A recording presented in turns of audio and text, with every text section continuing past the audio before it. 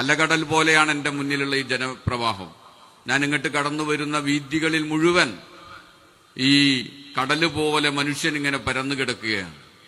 ഒരു പ്രസ്ഥാനത്തിൽ വിശ്വാസം അർപ്പിച്ചുകൊണ്ട്. നിങ്ങൾ നോക്കും, മറ്റൊരു നേതാവിനെ നമുക്ക് കാണാൻ കഴിയുമോ? 90 വയസ്സ് കഴിഞ്ഞ ഒരു പ്രസ്ഥാനത്തിന് നേതൃത്വം നൽകാൻ, ഒരു ജാഥ നയിക്കാൻ, കേരളത്തിൽ അങ്ങോളം ഇങ്ങോളം ഓടി നടന്ന് ജാഥ നയിക്കാൻ.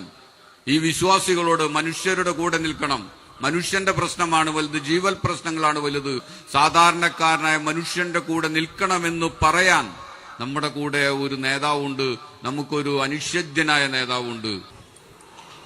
പൂഴി വാരിയിട്ടാൽ നിലത്ത് വീഴാത്തത്ര വലിയ പുരുഷാരമെന്ന ചൊല്ല് അന്വർത്ഥമാക്കുന്ന ഒരു സദസ്സാണിത് എന്ന് ഞാൻ ഓർക്കുകയാണ്.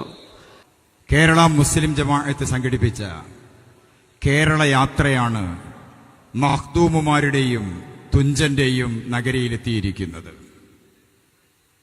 തിരൂരിലെ പൗരാവലി നൽകിയ ഈ വലിയ സ്വീകരണം അത്ഭുതാവഹമാണ് എന്ന് ആദ്യമായി ഓർമ്മപ്പെടുത്തട്ടെ.